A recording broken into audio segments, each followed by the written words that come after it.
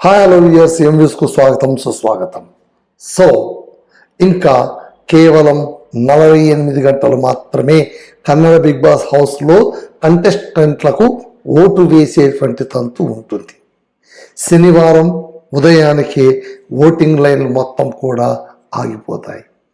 So ఇప్పుడు చూస్తూ ఉంటే ఓటింగ్ ట్రెండ్ ఎలా ఉంటుంది, వేలలో ఉండింది లక్షల్లోకి వచ్చింది, లక్షలు కోటిగా మారిపోతుంది. ఎవరెవరు ఎలా ఓటు వేస్తున్నారు ఇవన్నీ కూడా చాలా ఆశ్చర్యకరమైన విషయం.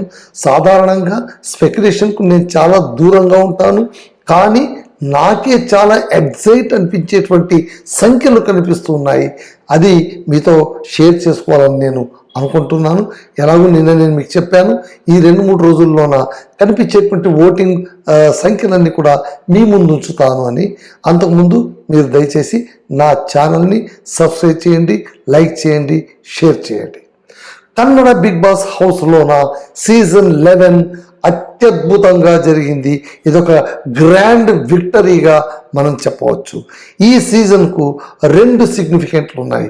నంబర్ 1 ఏంటి అంటే ఆ అత్యధిక రేటింగ్తో సాగడం ఒకటైతే, రెండవది కిచ్చా సుదీప్ హోస్ట్ చేస్తున్నటువంటి చిట్ట చివరి బిగ్ బాస్ సీజన్ ఇదే. నెక్స్ట్ సీజన్ 12 నుంచి ఎవరు హోస్ట్గా ఉంటారు, వాళ్ళు ఎలా నడిపిస్తున్నారు, ఇవన్నీ కూడా కాలం నిర్ణయిస్తుంది. దాని గురించి మనకు చర్చ వద్దు, రచ్చవద్దు. ఇప్పుడు ఈ విషయానికి తీసుకుంటే అట్ ప్రజెంట్ ఓటింగ్ సరళి ఎలా ఉంది. గురువారం సాయంత్రం నాటికి, అంటే ఇవాళ సాయంత్రం నాటికి పోలైన ఓట్లు, ఆ ఓట్ల వివరాలేంటి, ఎవరి స్థానాలు ఏమైనా మారాయా లేకుంటే అలాగే ఉన్నారా, నిన్న చెప్పిన ఆర్డర్లోనే ఇవాళ కూడా విన్నారా అనేటువంటి విషయాన్ని మనం ఇప్పుడు చూద్దామంట. అన్నిటికంటే ఆశ్చర్యకరమైన విషయం ఏంటంటే, 1,000,000 ఓట్లు ఒక క్యాండిడేట్కి దక్కడం, 1,000,000 ఓట్లకు పైగా. ఇది ఇంకా రేపు ఎల్లుండి వెళ్ళేసరికి 1,00,00,000 ఇంకా ఎన్ని లక్షల దాకా వెళుతుందో వీ కాంట్ ఎక్స్పెక్ట్. కారణం ఒకటే, ఒక్కొక్క ప్రేక్షకుడు 99 ఓట్లు వేయచ్చు. అది ఏంటి, ఒక సిమ్ కార్డ్ నుంచి 2 ఉంటే కనుక 2 99 వేయచ్చు. కాబట్టి ఓట్ల సంఖ్య మనకు అబ్నార్మల్గా కనిపిస్తూ ఉన్నాయి. సో ఇప్పుడు మనం కింద నుంచి చూసుకుందామట, ఎలా ఉంది ఏంటి ఏం కథ అనేది. మొట్టమొదటి రజిత్ విషయం నిన్ననే మనం మాట్లాడుకున్నాం. మళ్ళీ ఇవాళ చెప్పాలంటే అతను సగం అయిపోయాక వచ్చినటువంటి క్యాండిడేట్, 50 రోజులు పూర్తయిన తర్వాత వచ్చిన క్యాండిడేట్ కాబట్టి అతను ఇంత నిలబడి ఉండడమే చాలా ఎక్కువ అని అందరూ అనుకుంటున్నారు. కాబట్టే మిగిలిన 5గురి కంటే కూడా తక్కువ ఓట్లు, కాకపోతే కొంచెం పుంజుకున్నారు. ఎంత పుంజుకున్నా కూడా అవతల వాళ్ళు కూడా గెయిన్ అప్ అయిపోతుంటారు. కాబట్టి ఆ డిఫరెన్స్ అలాగే క్యారీ అవుతూ ఉంది. సో ఇప్పుడు రజత్కు 65,96,285 ఓట్లు వచ్చాయి. ఈయన 6వ స్థానంలో ఉన్నారు. తర్వాత నిన్న మనం చూసుకున్న ప్రకారం 5వ స్థానంలో భవ్యం ఉండింది. కానీ మ్యాజిక్ వల్ల ఇప్పుడు ఏమైపోయిందంటే, భవ్య తన డిఫరెన్స్ను పూర్తి చేసుకోవడంతో పాటు ఒక్క 2 అడుగులు ముందు ఉండడంతో ఆమె ఇప్పుడు 4వ స్థానంలోకి వెళ్ళిపోయింది. మంజు 5వ స్థానంలో మిగిలారు. మంజు 73,43,457 ఓట్లు. భవ్యకు 73,44,841. వీళ్ళిద్దరి మధ్య డిఫరెన్స్ కేవలం 1000 ఓట్లు మాత్రమే. ఇది ఏం పెద్ద లెక్క కాదు. మంజు అభిమానులు లేదా కాస్త ట్రెండ్ అయిపోతే మంజు మళ్ళీ 4వ స్థానంకి వెళ్ళడానికి అన్ని అవకాశాలు ఉన్నాయి. లేదా భవ్య తన ఓట్ల సింపతిని, ఓట్ బ్యాంకును కాపాడుకోగలిగితే ఆమె అక్కడే 4వ స్థానంలోనే ఉండిపోయే అవకాశాలు ఉన్నాయి. అవసరమైతే 3వ స్థానానికి కూడా వెళ్ళే అవకాశాలని మనం కొట్టిపడేయలేం. కాకపోతే మోక్షిత చాలా ఆశ్చర్యం.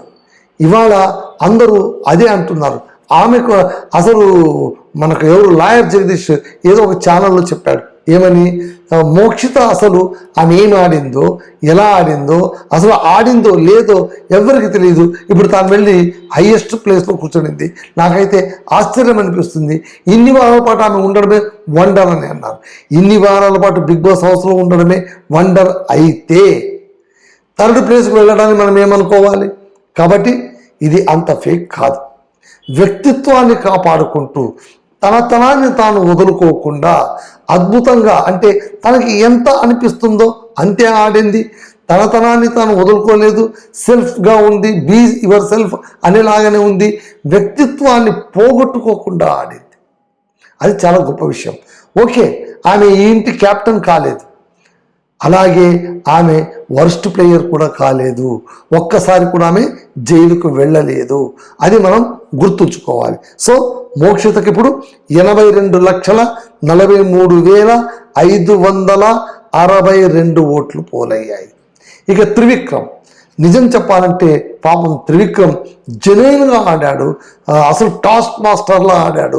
ఎక్కడెక్కడ బుర్ర ఉపయోగించుకోవాలో అక్కడ బుర్ర ఉపయోగించాడు, ఎక్కడెక్కడ మనసును ఉపయోగించుకోవాలో అక్కడ మనసు కూడా ఉపయోగించుకున్నాడు. ఒకసారి చూస్తే బిగ్ బాస్ హౌస్కు కంప్లీట్ ప్యాకేజ్ ఉన్నటువంటి ఒక క్యాండిడేట్ లాగానే మనకు త్రివిక్రమ్ కనిపిస్తాడు. అయితే పల్లె గాలి ముందు తేలిపోతున్నాడా? ఇది నాకు చాలా ఆశ్చర్యం కలిగించే విషయం. Okay, Hanumanthu is a good player, నేను లేదని చెప్పను. ఆయన కూడా కళాకారుడు, మంచిగా పాటలు పాడతాడు. ఇతను కళాకారుడు, సినిమాలోని హీరోగా వెలుగొందాలని ఆశలు కంటున్నటువంటి వాడు. కానీ వీళ్ళిద్దరి మధ్య ఓటింగ్ సరళి చూసుకుంటే చాలా చాలా చాలా దూరంగా ఉంది. సో త్రివిక్రమ్కు 84,85,134 ఓట్లు వచ్చాయి. 84,85,134 ఓట్లు వచ్చి రెండవ స్థానంలో ఉన్నారు. కాకపోతే మొదటి స్థానంలో హనుమంతుకు ఎవరు ఊహించినటువంటిగా 1,00,00,000 పైగా ఓట్లు పడ్డాయండి. ఒక క్యాండిడేట్కు 1,00,00,000 పైగా ఓట్లు పడ్డం అనేటువంటిది it is not a easy thing. 1,12,59,673. మరోసారి చెప్తున్నాను, 1,12,59,673 ఓట్లు పోలై ఆయన తన ఆధిపత్యాన్ని అలాగే కొనసాగిస్తూ ఉన్నారు. సో ఈ ట్రెండ్ కనుక ఇలాగే కొనసాగే అవకాశాలు చాలా ఉన్నాయి. ఎందుకంటే ఇప్పుడు మనకు మిగిలింది కేవలం 48 గంటలు మాత్రమే. ఈ ఓటింగ్ సరళి ఇలాగే కొనసాగితే ఏమవుతుంది?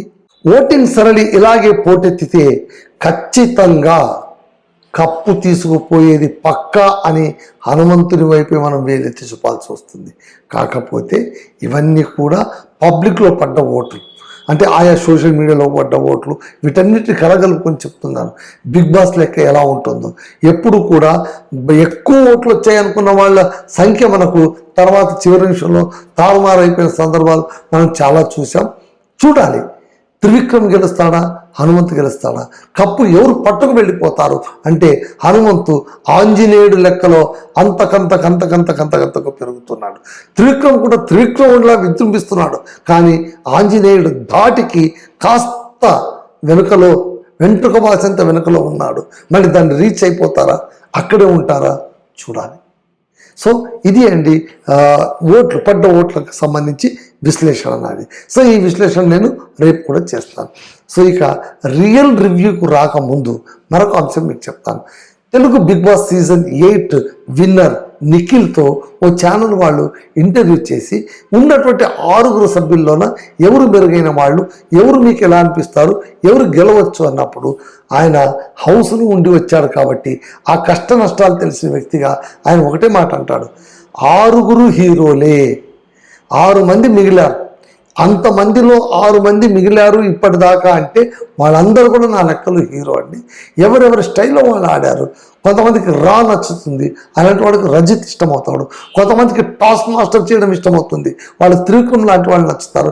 కొంతమందికి ముగ్ధత చాలా ఇష్టమవుతుంది, సహజత్వంగా ఉండేది చాలా ఇష్టమవుతుంది. అలాంటి వాళ్ళకు హనుమంత్ ఇష్టమవుతాడు. కొంతమందికి వ్యక్తిత్వాన్ని నిలుపుకొని ఆడడం ఇష్టమవుతుంది, అలాంటి వాళ్ళకు మోక్షిత ఇష్టమవుతుంది. కళాకారుడు అంటే మంజు ఇష్టం కావచ్చు, భవ్య కూడా ఇష్టం కావచ్చు. కాబట్టి ఆ ఇష్టాన్ని మనం కొలమానం వేయలేము అని చెప్తారు. పైగా ఆయన ఏం చెప్తారంటే, ఇక్కడ నేను ఏం ఒపీనియన్ పోర్ట్రేట్ చేసినా, నేనేం చెప్పినా కూడా చూస్తున్నటువంటి ప్రేక్షకులు మనసులో ఆల్రెడీ ఫిక్స్ అయిపోయి ఉంటుంది. వాళ్ళు ఎవరికి ఓటు వేయాలో వాళ్ళు ఖచ్చితంగా వాళ్ళకే ఓటు వేస్తారని త్రివిక్రమ్ చెప్పిన మాటను మనం ఈరోజు గుర్తుంచుకోవాలి. సో దాన్ని కాస్త పక్కన పెట్టేస్తే ఇవాళ ఎపిసోడ్లో ఏం జరిగింది, ఇవాళ ఎపిసోడ్లో మనం జాగ్రత్తగా గమనిస్తే, అంటే ఈ బిగ్ బాస్ తర్వాత జరిగేటువంటి సీరియల్స్, నిన్న యజమాన గుంపు వాళ్ళు వచ్చి వెళ్ళారు, ఇవాళ వధు అనేటువంటి సీరియల్ హీరో హీరోయిన్ ఇద్దరు వస్తారు. వధు సీరియల్ చాలా కొత్తగా ఫ్రెష్గా కనిపిస్తుంది.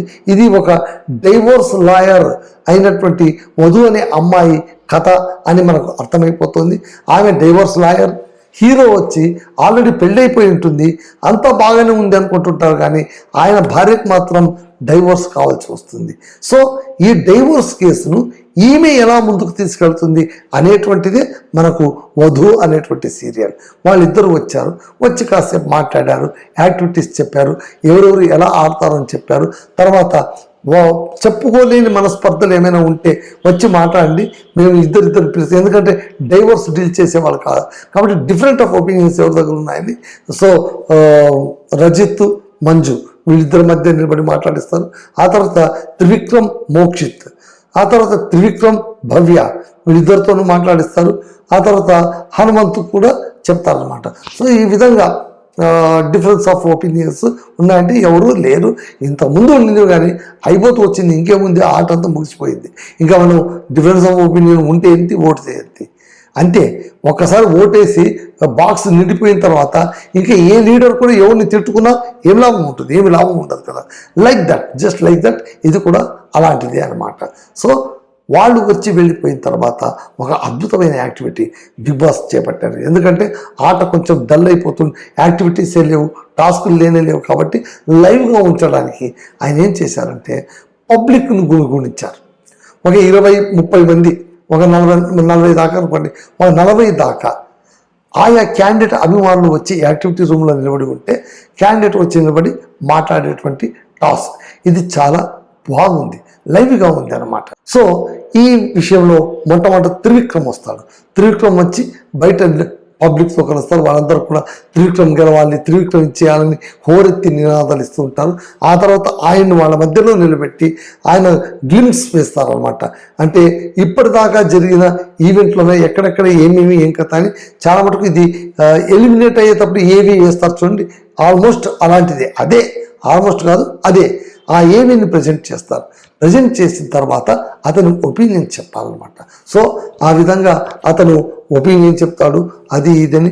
కానీ చివరిలోన ఒక మాట అంటాడు, నేను లారీ నడిపేటువంటి డ్రైవర్ కొడుకుని, నేను ఇంత దాకా వస్తానని నేను అనుకోలేదు, నేను కూడా మీలాగా ఊరి మనిషినే, నాకు భావోద్వేగాలు చాలా ఉంటాయి, పైగా నేను చాలా రఫ్ అండ్ టఫ్గా ఉంటాను, అలాంటిది ఇక్కడ ఇంత దూరం రాగలిగానంటే రియలీ మీరందరూ నాపై పెట్టుకున్న నమ్మకం, నాపై కురిపిస్తున్న ప్రేమ మాత్రమే అని త్రివిక్రమ్ చెప్తారు. ఈ సందర్భంలో మోక్షిత గురించి అడుగుతారన్నమాట. మోక్షిత, భవ్య వీళ్ళిద్దరు మీకు ఎవరంటే ఇష్టం అంటే ఆయన అన్డౌటెడ్గా భవ్య అంటే నాకు ఇష్టమని చెప్పేస్తారనమాట. సో వాళ్ళ అమ్మది చూపించుంటారు, ఇవన్నీ కూడా చూపిస్తారనమాట. వాళ్ళతో కాస్త మాట్లాడిన తర్వాత అతను వెళ్ళిపోతాడు. అతను వెళ్ళిపోయిన తర్వాత నెక్స్ట్ మోక్షిత వస్తుంది. మోక్షిత కూడా చాలా క్రేజ్ ఉంది అనమాట. మోక్షిత వస్తుంది. మోక్షిత వచ్చినప్పుడు అందరూ ఆమెను క్వీన్ క్వీన్ క్వీన్ క్వీన్ అని అంటారు. అర్థాయిత, ఆమె ఊతపదం అర్థాయిత, అర్థమైందా అనేటువంటి డైలాగ్ ఆమె ఎప్పుడు చెప్తుంటుంది. ఆమె రాగానే అందరూ అర్థాయిత అర్థాయిత అని గట్టిగా అరవడం, ఇదంతా కాస్త ఫన్ మూమెంట్ లాగా ఉంటుందన్నమాట. అక్కడ ఒకటి ఆమె చెప్తుంది, నాకు ఎవరి దగ్గర పెద్దగా ఏం విభేదాలు లేవు, త్రివిక్రమ్ అంటే హౌస్లో నాకు బాండింగ్ ఏర్పడింది గౌతమితోనూ మంజుతోనూ అని ఓపెన్గా ఆవిడ చెప్పేస్తుంది. అలాగే త్రివిక్రమ్ అంటే హెచ్చరికల్లి అంటే ఏంటి, హెచ్చరిక తెచ్చుకోండి అని చెప్పి కప్పు కాఫీ మొహాన్ని కొట్టి వాళ్ళు ఎక్కడెక్కడ వీక్గా ఉన్నారో చెప్పేటువంటి ఒక టాస్క్ ఉంది. అది యాక్చువల్గా ఏంటంటే, ఎవరంటే మీకు బాగా ఇష్టమో వాళ్ళు ట్రాక్ తప్పిపోతూ ఉంటే వాళ్ళ మొహాన్ని టీ కొట్టి ఇది నువ్వు ఇక్కడ తప్పిపోతుంది సరిదిద్దుకొని చెప్పాలి. మోక్షిత ఇక్కడ అడుగుతుంది, ఇప్పుడు త్రివిక్రమ్ వచ్చి నా మొహం పైన టీ కొట్టి మాట్లాడాడు. టీ కొట్టినందుకు నాకు బాధ లేదు. యాక్చువల్గా కాన్సెప్ట్ వచ్చి తనకి ఎవరికి దగ్గరో వాళ్ళ మొహం పైన కదా టీ కొట్టాల్సింది, మరి నాకెందుకు కొట్టాడో నాకైతే అర్థం కాలేదు అంటే వెనకటి నుంచి అందరూ కూడా అర్థం చేసుకో అని అంటుంటారు. ఎందుకంటే బయటంతా సోషల్ మీడియాలోన ఏం ట్రెండ్ అవుతుందంటే త్రివిక్రమ్ మోక్షిత్ వీళ్ళిద్దరి మధ్య ఏదో ఒక లవ్ స్టోరీ నడుస్తుందనో, నడిస్తే బాగుంటుందనో వదంతులు పుకార్లు షికార్లు చేస్తూ ఉన్నాయన్నమాట. దాన్ని బట్టి ఆమెను ఆ విధంగా మాట్లాడతారు. ఆ తర్వాత మంజు అంటే నాకు చాలా ఇష్టం అంటుంది ఆమె. అదే చెప్తుంది. ఈవెన్ బిగ్ బాస్ కూడా ఏబీ చెప్పేటప్పుడు ఒక మాట చెప్తారు, మోక్షిత చాలా సింపుల్, మన మధ్య అమ్మాయి, మన పక్కింటి అమ్మాయి లాగా ఉంటుంది, వెరీ నెక్స్ట్ డోర్ గర్ల్ లాగా మనకు కనిపిస్తూ ఉంటుంది. ఆయన అదే చెప్తాడు, బిగ్ బాస్ హౌస్కు మోక్షిత పక్కింటికి కప్పు పట్టుకొని వచ్చి ఒక కప్పు చక్కెర ఇస్తారా అని ఇంట్లో పక్కింటి వాళ్ళని అడిగినంత సులువుగా బిగ్ బాస్ హౌస్లోకి వచ్చింది. మొదలు ఆమె సరళత అనే దాన్ని బట్టే ఆమె ముందుకెళ్ళింది, వ్యక్తిత్వాన్ని కాపాడుకుంటే ఆడింది. కానీ ఏదైనా ఒక సందర్భంలోన ఆమె గనక ఇబ్బంది కలిగిస్తే ఆ సరళత అనేటువంటి ముసుగును బయట తీసి రౌద్రాకారం చూపించడానికి కూడా వెనుకాడదు, నవ్వుతూ తిరుగుతూ ఉంటుంది, ఎవరికి చెడ్డ అనిపించదు. ఆటలో ఓడిపోతే ఓడిపోయాను అంటుంది, గెలిస్తే గెలిచాను అంటుంది. ఆమె ఆడింది తక్కువై ఉండొచ్చు, కానీ ఆమె వ్యక్తిత్వ ప్రభావం ఇంటిలో చాలా ఎక్కువగా ఉంది అని బిగ్ బాస్ చెప్పడం చాలా అద్భుతంగా ఉంది అనమాట.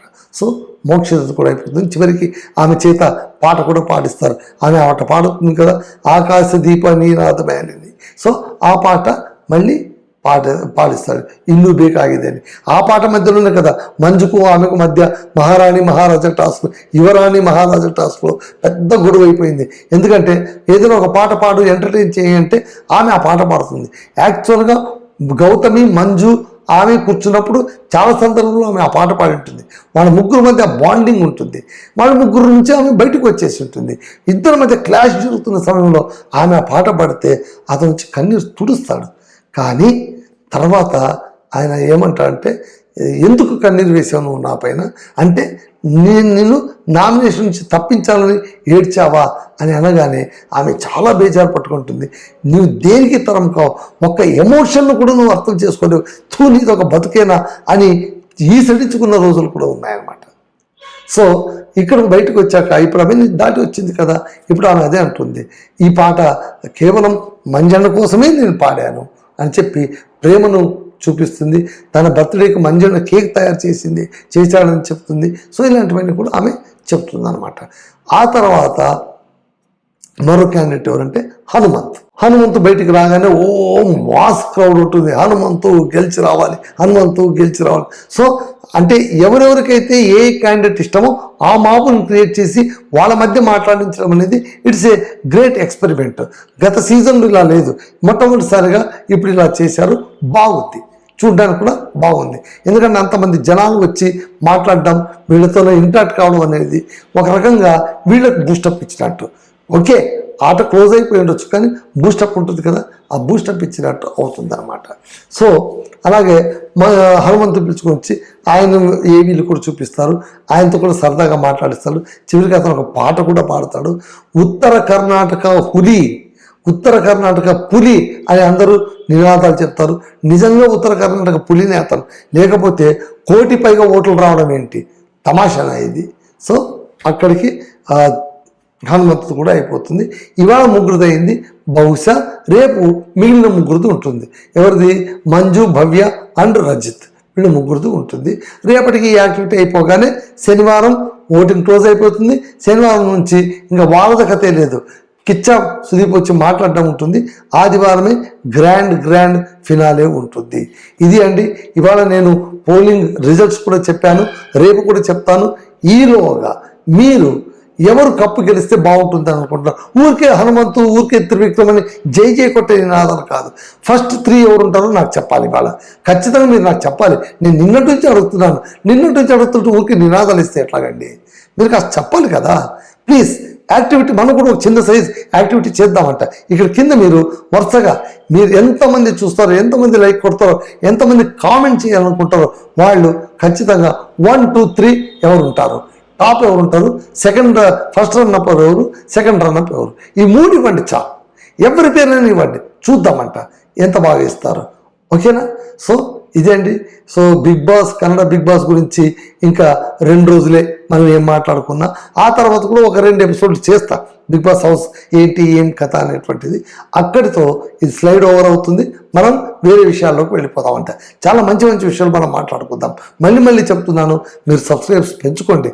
నాకు మీరు పెంచి ఆదరణ చూపిస్తే నాకు చేయడానికి ఏమైనా అవకాశం ఉంటుంది. సో ఇదండి ఇవాళ episode review. This is Ramadurga Madhusudan signing of.